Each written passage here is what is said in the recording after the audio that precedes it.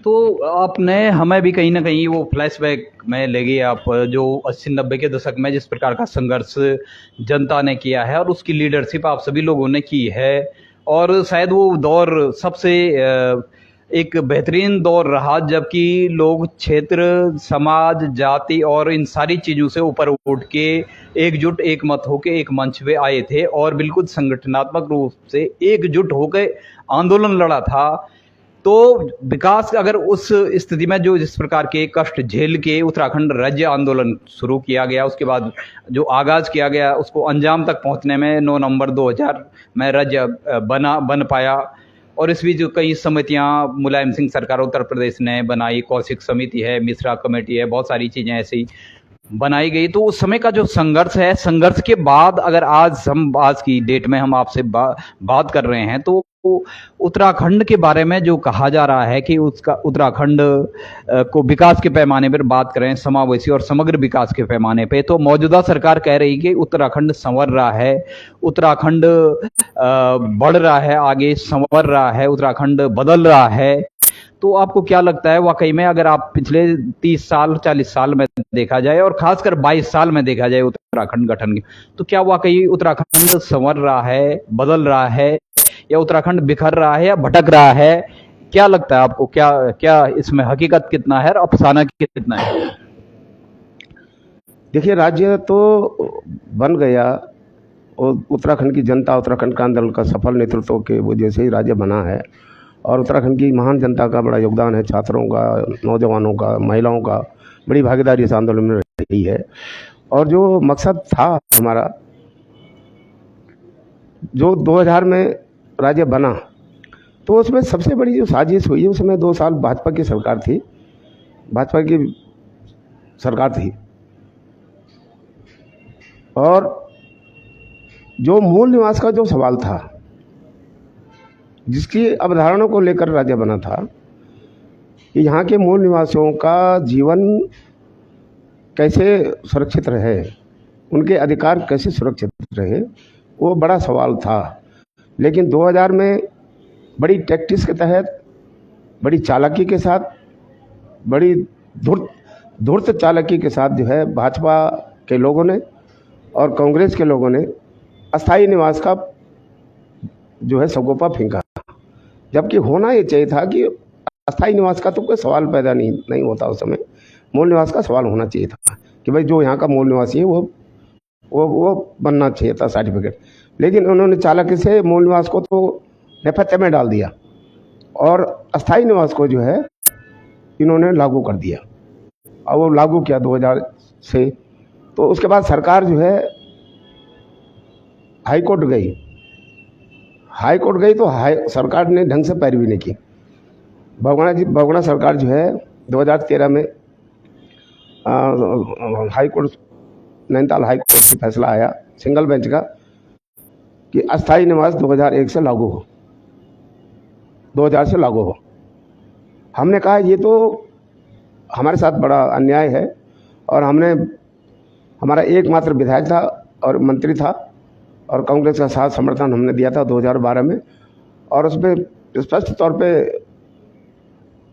हमने कंडीशन के तहत समर्थन दिया था। और हमने बहुगुणा की सरकार को हमने मुलाकात की कि भाई आपने जो सिंगल बेंच का फैसला आया, ये हमारे खिलाफ आया है, इसमें सरकार ने ढंग से पैरवी नहीं की। इसका मतलब सरकार जानबूझ करके जो है ढिलाई की है, इससे हमारे लोगों को नुकसान हुआ है। और हमने अपने मंत्री को भी कहा कि भाई आपने इसमें पैरवी ढंग से नहीं की, आप कैबिनेट मंत्री थे तो आपको सरकार में अपनी बात रखनी चाहिए थी। तो उसके बाद हमने स्वयं डबल बेंच में गए नैनीताल। डबल बेंच में हमने जो है अपील की, डबल बेंच हमारी अपील स्वीकार कर दी गई। उसके बाद साल भर बाद फैसला आया कि 1985 जो है अस्थाई निवास माना जाए। 2000 को छोड़ करके 15 साल का कम से कम हमको वो फ़ायदा हुआ है कि 85 में जो ये लोग आए हैं वो यहाँ के अस्थाई निवासी होंगे, टेम्परेरी जो लोग हैं।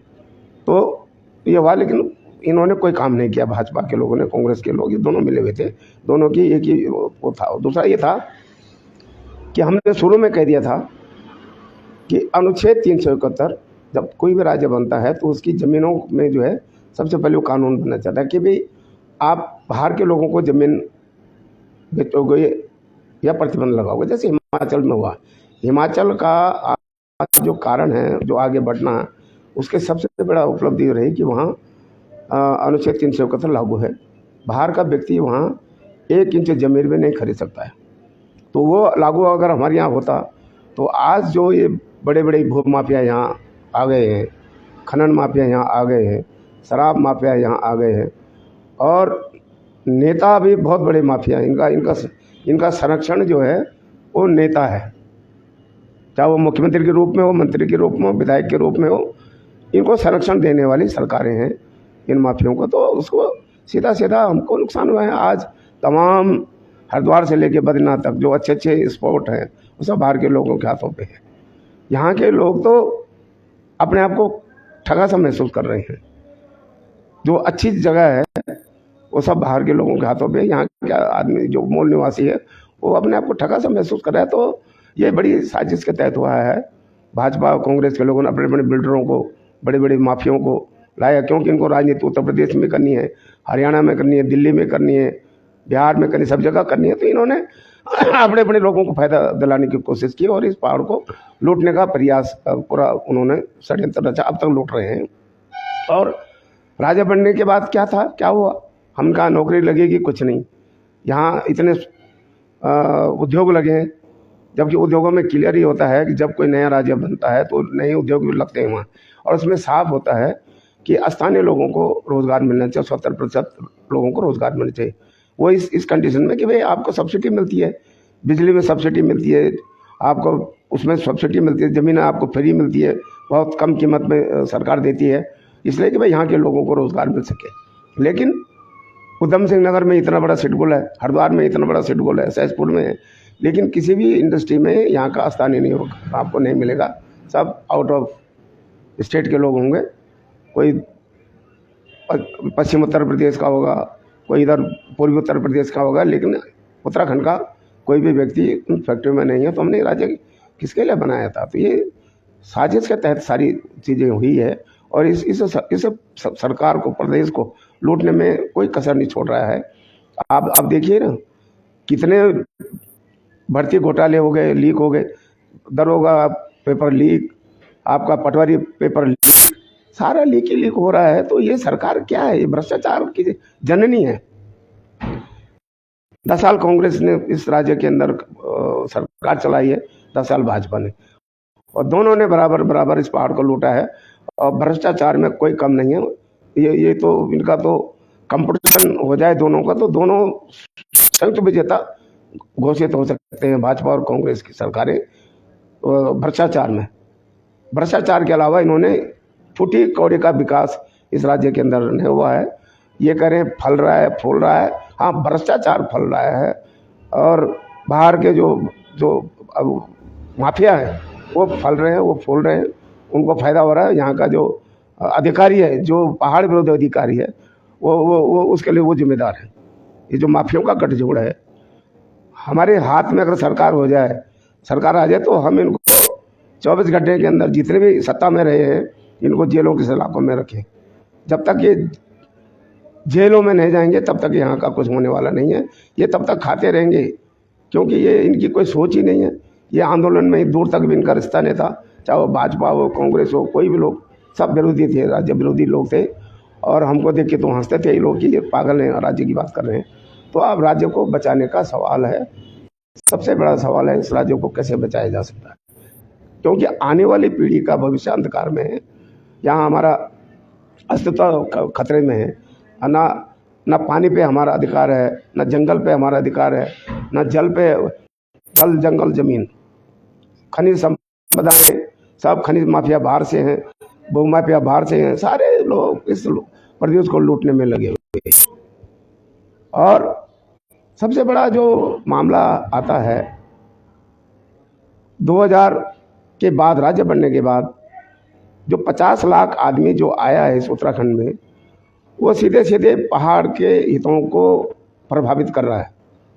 50 लाख आदमी, इस पे हमको सोचना पड़ेगा, इस पे समझना होगा कि इन 50 लाख आदमियों को हम कहाँ कैसे इनसे निपटे, कैसे इनको यहाँ से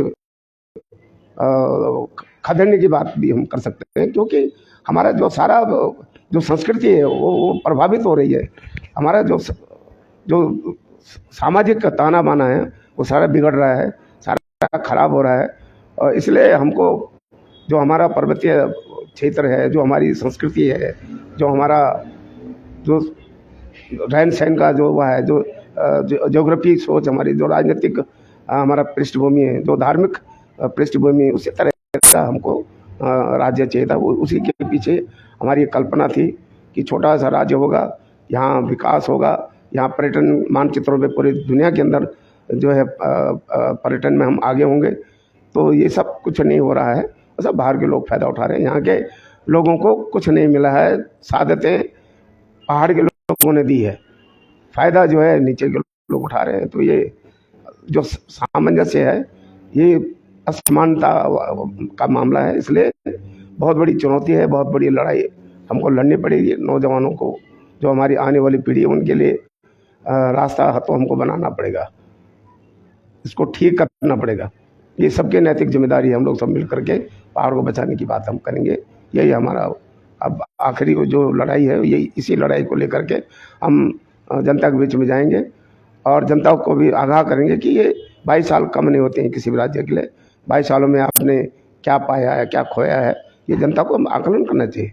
ये फ्री में जो चावल आ रहे हैं, फ्री में जो आ रहे हैं, इसको किनारा करिए। लोगों को बेकार कर दिया है इस सरकारों ने।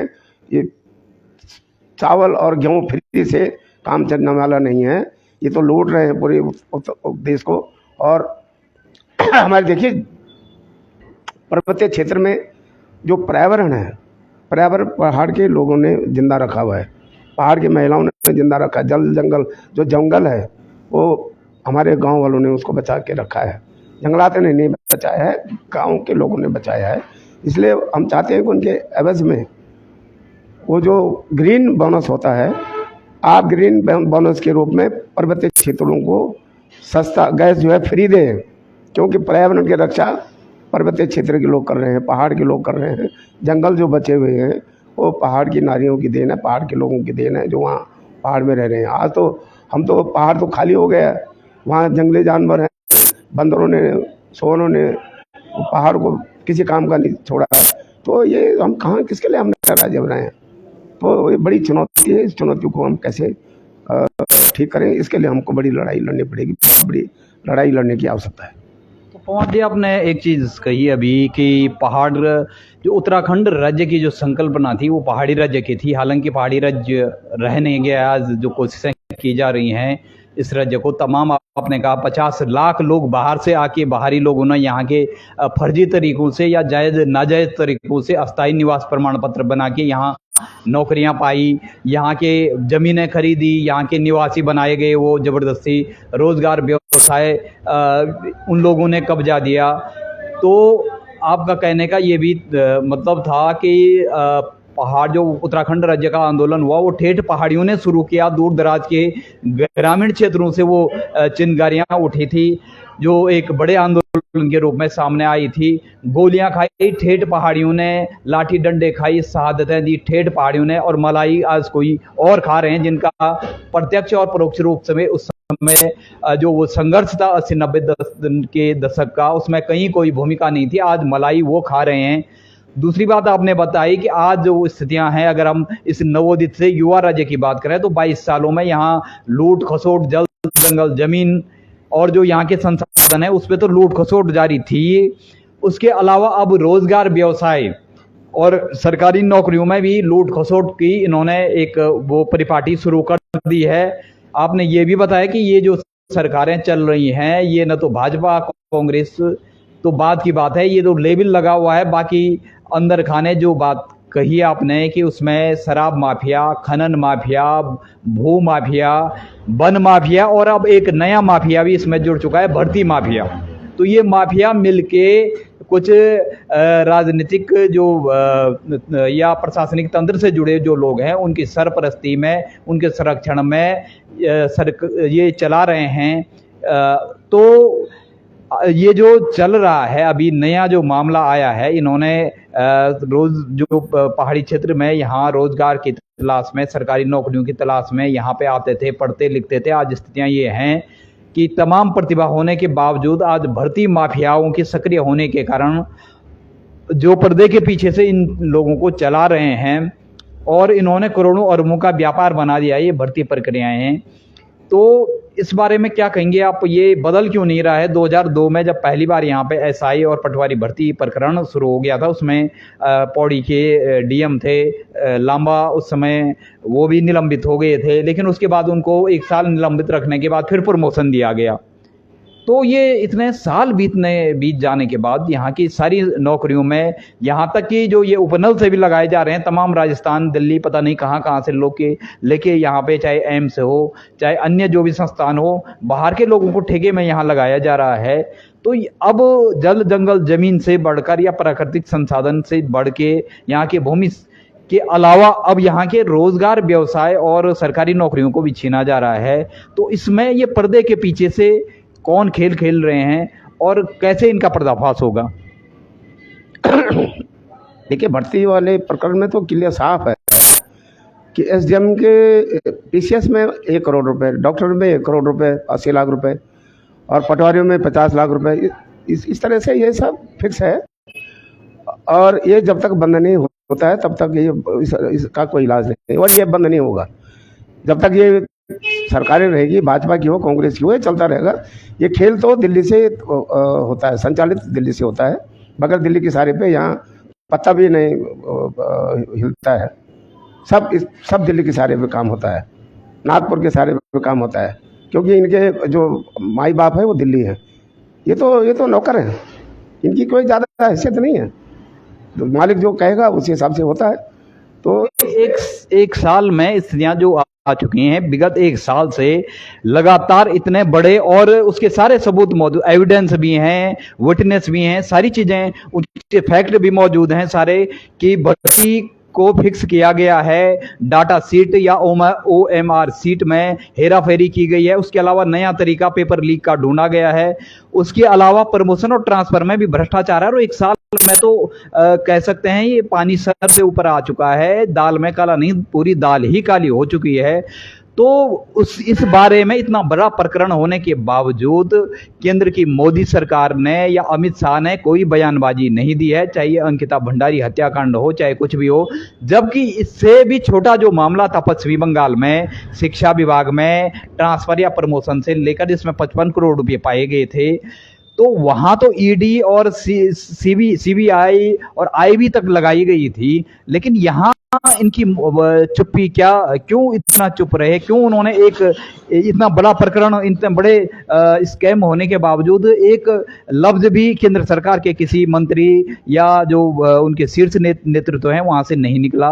तो क्या आपको लगता है कि ये ऐसा क्यों, क्या कहना चाहेंगे आपसे बारे में? देखिए, इसमें सीधा वो इन्वॉल्व है, दिल्ली वाले इन्वॉल्व है इसमें।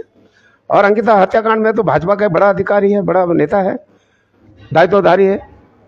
और पूरे उत्तराखंड की जनता जो है सड़कों पे थी कि सीबीआई की जांच होनी चाहिए, लेकिन उसको नकार दिया और उसको लगा दिया, वो जो ईडी को। इससे क्या होने वाला है? वो तो इनके अंडर में है, तो पॉलिटिकल उनके अंडर में है, मुख्यमंत्री के अंडर में होता हो तो वो क्या कर लेंगे? कुछ नहीं करेंगे।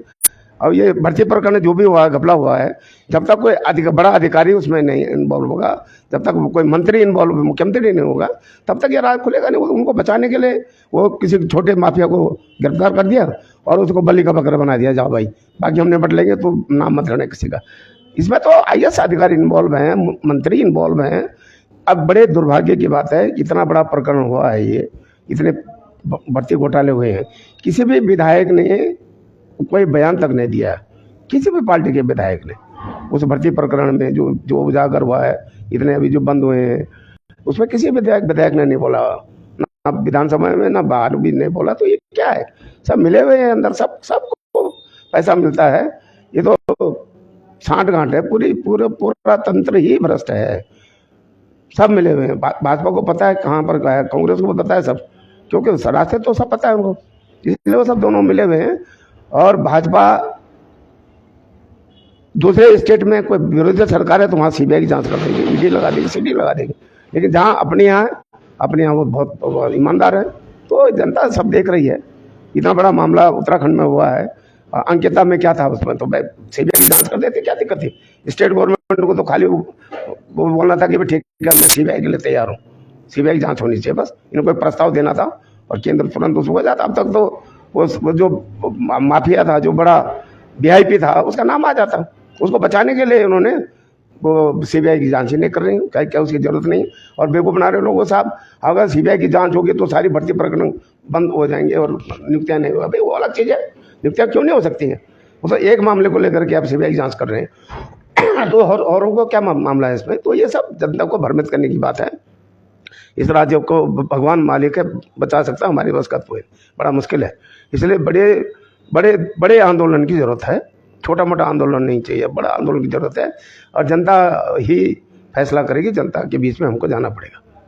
तो सुना आपने, सत्ता और सियासत के इस खेल में प्यादे तय हैं, बिसातें तय हैं और खेल और खिलाड़ी भी तय हैं, लेकिन जो असली इस खेल के जो खिलाड़ी हैं वो पर्दे के पीछे से खेल खेल रहे हैं बरसों से, लेकिन उनका पर्दाफाश हो नहीं पाया अभी तक। और चंद कुछ जो मनराल है या फिर चतुर्वेदी है या फिर हाकम सिंह है, इनको सिर्फ एक छोटा सा खिलाड़ी बनाया जाता है और इनको आगे कर दिया जाता है, फिर 2-3 महीने बाद वो छूट जाते हैं। तो अब सवाल ये उठता है, ये तमाम चीज़ें हम समझ चुके हैं, सोच भी चुके हैं, लेकिन ये जो अभी भी भाजपा में को या कांग्रेस के अलावा लोग किसी को विकल्प के रूप में नहीं देख रहे हैं। और उसके अलावा ये है कि जो मौजूदा दौर में है, ज़्यादातर भाजपा को तमाम लोगों के धरातल पे हम गए तो लोग विरोध के मुखर स्वर लोगों के रहे हैं। उसके बाद भाजपा की जीत कैसे हो जाती है?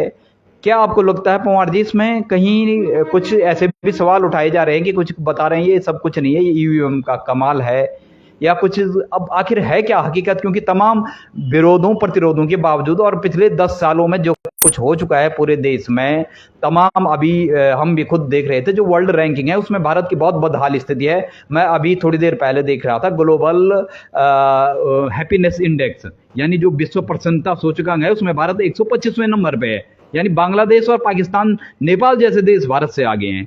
तो उसके बावजूद इतना बड़ा ढोल पीटा जा रहा है।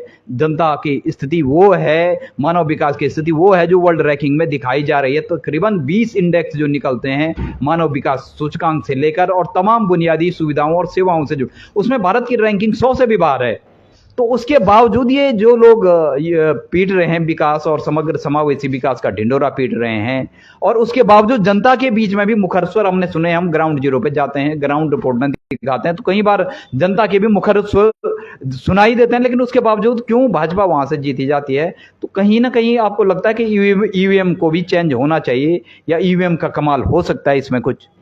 देखिए, ईवीएम का सवाल तो है, क्योंकि वो इंसान ने तो बनाया है, वो कोई ना कोई रास्ता इंसान निकालता भी है तो अपने पक्ष के लिए, तो ऐसा कुछ नहीं है, वो गड़बड़ तो है। वो जब अमेरिका जैसा देश, बड़ा लोकतांत्रिक देश है, वहाँ पर जब बैलेट पेपर है, वहाँ मशीन पे विश्वास नहीं करते हैं लोग। तमाम जो विकसित देश है जो वो जब वहाँ नहीं कर रहे हैं तो यहाँ क्यों ज़बरदस्ती कर रहे हैं? तो ये कहीं ना कहीं गड़बड़ तो है। और दूसरा ये कि एक सीट पे ये 20-20 करोड़ रुपए खर्च कर रहे हैं, तो ये पैसा किसका? जनता का पैसा तो है, सारा जनता का पैसा का लुटाया जा रहा है। और निश्चित तौर पे ये जो भाजपा के लोग हैं, इन्होंने नोटबंदी इसीलिए करी है कि अपने लोगों को फायदा पहुंचाने के लिए, और लोगों का पैसा जो है बाहर निकल जाए और अपने लोगों को फायदा उनको पहुंचाने के लिए नोटबंदी हुई है। आज पैसा जो है सारा भाजपा के पास है, बाकी जो पार्टियां नंगी हो चुकी है, जनता के पास पैसा नहीं है, सब पैसा भाजपा के पास है। 20,000 करोड़ रुपए आप दिल्ली में अपने ऑफिस में लगा रहे हैं, तो ये क्या है? जनता का पैसा तो है वो, तो जनता के पैसे का दुरुपयोग हो रहा है और भ्रष्टाचार तो ऐसे ही तो होता है। तो इसलिए उत्तराखंड की जनता को अब तय करना है कि आप अपने भविष्य के साथ खिलवाड़ मत करिए। खाली चुनाव के लिए वो राशन पे एक बोतल पे मीट पे मत बिकिए और अपने आने वाले नौजवानों के भविष्य के उसको ठीक करने के लिए अपना फैसला दीजिए। और यही यही आप अपने बच्चों को भाग्य विधाता बना सकते हैं। नहीं तो ऐसे ही चलता रहा तो बहुत देर हो जाएगी, बहुत बड़ा नुकसान उत्तराखंड को हो जाएगा। आज हम राज्य बनने के बाद हम 50 साल पीछे चले गए हैं। उत्तराखंड जो पहाड़ी क्षेत्र है, हम इसे बेहतर तो हम उत्तर प्रदेश में थे, जब यूपी में थे बहुत अच्छी स्थिति थी, लेकिन आज हम अलग राज्य बनाने के बाद भी हम अपने घर में अपने आप को ठगा सा महसूस कर रहे हैं। और बाहर के लोगों का हाथों में सारी सत्ता है, कब्जा है, सब बाहर के लोग हैं। पहाड़ के लोगों का तो अस्तित्व ही मिटाने की पूरी साजिश हो रही है। तो पवार जी, चलते चलते चंद सवाल और हैं। एक सवाल और भी निकला। अभी आपने कहा जो शराब माफियाओं की बात की आपने कि पहाड़ में शराब में डुबो दिया है पहाड़ का युवा, उसकी सोचने समझने की क्षमता खत्म कर दी है। ये हम पहाड़ी होने के नाते हमने ये खुद देखा। प्रत्येक 8 किलोमीटर पे शराब के ठेके हैं और मटन चिकन की दुकानें खोली गई हैं जम के, और वो भी बाहर के लोगों की ज्यादातर वहां पे रहती है। और बात करें केदारनाथ बद्रीनाथ में, पिछले साल केदारनाथ के गौरीकुंड और सोनप्रयाग जैसे जगहों में तकरीबन 3 लाख लीटर शराब का व्यापार हुआ और उसमें से कुछ पकड़ी भी गई। और उसके अलावा खुलेआम मटन चिकन बिक रहा था, कुछ ने कहा ये बीफ भी है। तो यात्रा मार्गों पे, जबकि आप इसके कंपैरिजन में गुजरात और बिहार में शराब बंदी की गई है, तो उत्तराखंड देवभूमि होने के बावजूद ये क्यों ठेके खोलने पे आमादा है यहाँ पे? और किस प्रकार से ये जो चंडीगढ़ ब्रांड यहाँ से जाता है, तमाम प्रकार के ब्रांड कुछ तो वहाँ ठेकों से जाते हैं और कुछ यहाँ नीचे दिल्ली चंडीगढ़ से वहाँ जाता है, सहारनपुर से जाता है, तो वो कैसे वहाँ केदारनाथ बद्रीनाथ या गंगोत्री यमुनोत्री जैसे धामों में, खासकर केदारनाथ बद्रीनाथ में पहुंच जाता है मटन चिकन? और ये जो इसमें क्या क्या लगता है आपको कि ये तीर्थाटन पर्यटन कर रहे हैं ये, या कुछ और बना रहे हैं? इन जो पवित्र और पावन जो पवित्र तीर्थ हैं इनको कुछ और बनाया जा रहा है या पर्यटन तीर्थाटन के रूप में डेवलप किया जा रहा है? अब देखिए ना, कभी कल की कैबिनेट की बैठक में इन्होंने शराब सस्ती करने का वो कर दिया कि शराब हम सस्ती करेंगे। इसके पीछे मंशा ये है कि जो नौजवान है नौकरी न मांगे, वो नशे में फिट रहे हो, ताकि वो सोचने की शक्ति ही समाप्त हो जाए उसकी, और वो अपना दारू में ही मस्त रहे। और जो ये गांजा फांजा जो भी होता है ये उसी में मस्त रहे, सरकार के खिलाफ न बोले, अपने अधिकारों की बात न करे। तो ये भाई, आपने अगर दारू में छूट करनी थी तो गैस कम कर देते, पेट्रोल डीजल में महंगाई कम कर देते, जो स्टेट गवर्नमेंट टैक्स लगाती है उसको कम करते तो आम जनता को फायदा होता, सीधे सीधे गृहिणियों को फायदा होता। गैस अगर कम करते, अब 100 रुपये 200 रुपये, आप 200-300 रुपये शराब में कम कर रहे हैं। इसका मतलब आप पूरी पहाड़ की जनता को पूरा शराब में डुबाना चाहते हैं। ये सरकार की नीति है। अब तो इससे बड़ी दुर्भाग्य की बात क्या हो सकती है? आप नौकरी के बजाय उनको शराब पिला रहे हैं ताकि आप मस्त रहो, बस उसी में तुम्हारा भला है, बस और कुछ नहीं है। इस पहाड़ को लूटना है, इस पहाड़ को नशे में डुबाना है, ताकि ये कुछ बोल न सके, क्रांति न कर सके, आंदोलन न कर सके। उनको खत्म करने की साजिश इस सरकार की शुरू हो गई है। तो एक अंतिम सवाल आपसे चलते चलते, अंतिम सवाल ये है, तमाम बातें हो चुकी हैं, तमाम मुद्दों की बातों के आसरे कड़ी दर कड़ी हम बहुत सारे मुद्दों पे बात कर चुके हैं। तो सवाल ये है कि जो यहाँ खनन हो गया, भूमि माफिया हो गया, वन माफिया हो गया और भर्ती माफिया हो गया, और तमाम जिस प्रकार की माफिया यहाँ पे उभर के नए नए आ रहे हैं, तो इन माफियाओं के चक्रव्यूह को तोड़ने के लिए एक बड़े, आपने कहा, एक दूसरी जंग लड़नी होगी, जैसे उत्तराखंड राज्य आंदोलन के लिए 1992, 93, 94 में या 90 के दशक में लड़ी गई थी, ऐसी एक दूसरी बड़ी जंग लड़नी पड़ेगी। तो इनके चक्रव्यूह को तोड़ने के लिए, और ये एक प्रकार से इन्होंने कुरुक्षेत्र बना दिया है। इसमें अब ये स्थितियां आ चुकी हैं कि यहाँ कृष्ण और अर्जुन की भूमिका में कई लोगों को आगे आना होगा। तो आप अभी जो हमारे पहाड़वासी हैं, खासकर जिन्होंने उत्तराखंड की लड़ाई शुरू की थी, जो जंग शुरू की थी और अंजाम तक भी पहुंचाया था, गोलियां लाठी डंडे खाए थे, शहादतें दी थी, नौनिहालों को खोया था, तो उन्हीं पहाड़वासियों को दोबारा से इस दूसरे बड़े युद्ध के लिए, दूसरी बड़ी लड़ाई लड़ने के लिए तैयार करने के लिए आप क्या संदेश देना चाहेंगे? चाहे वो कुमाऊं की पहाड़ी हो, चाहे गढ़वाल से जुड़े पहाड़ी लोग हैं, क्योंकि उत्तराखंड वास्तव में जो संकल्पना थी पहाड़ी राज्य की थी, तो ये जंग जो लड़ी जाएगी दूसरी, उसके लिए आप क्या संदेश देना चाहते हैं? क्या प्रेरणा या प्रोत्साहन के रूप में क्या कहना चाहते हैं अपनी पहाड़ी क्षेत्र की जनता से? मेरा तो पहाड़ की जनता से मेरा निवेदन है कि 2000 राज्य बनने के बाद अगर आपको लगता है कि पहाड़ का विकास हुआ, आप लोग आगे बढ़े हैं, तो आप देख लीजिए। और अगर नहीं हुआ है तो आपको बदलना होगा। इन इन इन चोरों और चकारों और भ्रष्टाचारियों के से इनकी बातों में ना आए आप। चाहे वो भाजपा के लोग हो, कांग्रेस के लोग हों, कोई भी लोग जिन्होंने 20 साल तक लूटा है इस राज्य को, इनके बहकावे में ना आए। कोई भी हो, चाहे बड़ा नेता हो, एमएलए से लेकर के बड़ा नेता, जिलाध्यक्ष से लेकर के किसी भी पार्टी का, इनके बहकावे में ना आए।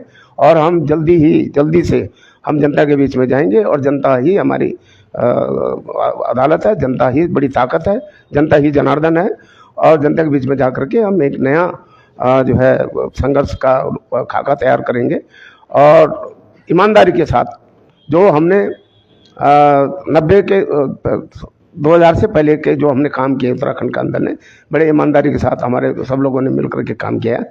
वो चीज़ अब राज्य बनने के बाद वो ईमानदारी नहीं दिख रही है, ये दुर्भाग्य की बात है। वो त्याग लोगों में नहीं है। अब आने वाली पीढ़ी के लिए अब हमको नई चेतना जगानी पड़ेगी, नए उन लोगों को तलाशना पड़ेगा जो राज्य के प्रति चिंतित हैं, जो राज्य को कुछ दे सकते हैं। ये नहीं कि हम इसलिए राजनीति में आए कि हम भाजपा के और कांग्रेस की तरह फिर वही काम करें जो उन्होंने किया है। हमको इस राज्य को बदलना है, जनता के जो हक हकूक़ है उनको जिंदा रखना है, अपने अस्तित्व को बचाए रखना। हमारी जो ये पहचान है, हमारी जो पहाड़ी बोली है, ये इसको जिंदा रखना है। कुमाऊनी, गढ़वाली, जौनसारी, ये चीज़ें हमको जिंदा रखनी है। हमने पहाड़ का जो कल्चर है, जो हमारी संस्कृति है, सांस्कृतिक विरासत है, उसको हम कैसे बचाएं, कैसे इसको सुरक्षित रखें, संरक्षण रखें, तो वो बड़ी चुनौती है। उसके लिए मैं उत्तराखंड की जनता को से आह्वान करता हूं कि आप इस मुहिम में आप अपना आशीर्वाद हमको दें। हम आपके बीच में आएंगे और नए पैगाम के साथ, नई लड़ाई के साथ हम आपके बीच में होंगे। धन्यवाद। तो एक और चीज़ है, उत्तराखंड क्रांति दल के रूप में, उत्तराखंड क्रांति दल को आपने, अब एक बात हम थोड़ा उसको आगे बढ़ाएंगे कि उत्तराखंड क्रांति दल ने जो काम किया आपने बताया 1985 से लेकर 1979 जब उनकी स्थापना हुई थी, 79 से लेकर, तो ये काम दरअसल आज भी हम ग्राउंड जीरो पे जाते हैं तो जनता को इस बारे में बहुत ज़्यादा मालूम नहीं है। आज सोशल मीडिया का दौर है, आज आप ऑफलाइन, ऑनलाइन, वर्चुअल और बिल्कुल फेस टू फेस बात करने के बहुत सारे तरीके हैं। तो आज की डेट में भी किस ढंग से आप जनता तक अपने कार्यों को आगे बढ़ाना चाहेंगे? इसके लिए क्या आपकी आगे की रणनीति रहेगी ताकि गांव दूर दराज के जो ठेठ पहाड़ी है वो भी आपके कार्यों से जैसे उस समय जुड़े थे वैसे आपसे जुड़े और इस बड़ी मुहिम को आगे बढ़ाएं? तो क्या करना पड़ेगा, क्या रणनीति रहेगी आप? देखिए, इसमें कोई दो राय नहीं है, बड़ी लड़ाई है और इसमें बहुत काम करने की जरूरत है। और उत्तराखंड क्रांति दल को फिर उसी भावनाओं को लेकर के हमको साथ चलना पड़ेगा। और जब तक हम गांव में संगठन नहीं बनाएंगे तब तक कुछ होने वाला नहीं है। हमने जितनी लड़ाई लड़ी, जितना काम हमने किया है, उतना हम जनता तक नहीं पहुंचा सके अपनी बात को, इसलिए उसका भी खामियाजा हमको भुगतना पड़ा। जितने भी काम हमने किए 80 से लेकर के 94, 95, 2000 तक, वो जनता तक हम नहीं बोल पाए। तो अब हमको ग्राम स्तर पे जाने की जरूरत है, संगठन बनाने की जरूरत है। और संगठन बनेगा तब जाके हम कुछ कर सकते हैं। और उसके जनता के बीच में हमको जाना पड़ेगा, बगैर जनता के बीच में जाकर के नहीं होने वाला है। और जनता को लामबंद करना पड़ेगा कि जनता को अपने अधिकारों को ललकारना पड़ेगा। तो चलिए, जहाँ चुनौतियां हैं वहाँ अवसर भी हैं, जहाँ चुनौतियों से ही अवसर, नए अवसर पैदा होते, नई संभावनाएं पैदा होती हैं। आज वक्त की दरकार है और दस्तूर भी है फिर से उत्तराखंड की जनता को, खासकर पहाड़ की जनता को फिर से उसी प्रकार से दूसरी जंग लड़ने के लिए तैयार होना पड़ेगा। सारे मतभेदों को और अपने व्यक्तिगत स्वार्थों से ऊपर उठकर संगठनात्मक रूप से, जैसे 90 के दशक में एकजुट, एक मत और एक मंच पे खड़े हुए थे, वैसे उठना पड़ेगा, ये कहना था त्रिवेंद्र जी पंवार का। और इसी प्रकार से बहुत सारे हमने मुद्दे, ये तमाम मुद्दे उठाए यहाँ पे, चाहे वो परिसीमन का हो, चाहे वो राजधानी का हो, चाहे वो माफिया राज जो यहाँ पे चल रहा है, विभिन्न प्रकार प्रकार के जो स्कैम घपले घोटाले चल रहे हैं, इनको बदलने की जो बातें हो, तमाम मुद्दों पे हमारे उत्तराखंड के समग्र मुद्दों पे बात हुई और इस प्रकार से उत्तराखंड के तमाम मुद्दों पे हमारा पोस्टमार्टम लगातार जारी रहेगा।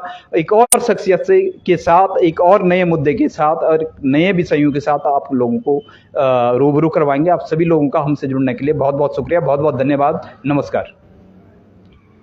1 घंटा तो ढाई घंटे का हो गया। हो गया। एक हो गया, 1 घंटा सही हो गया इस बार।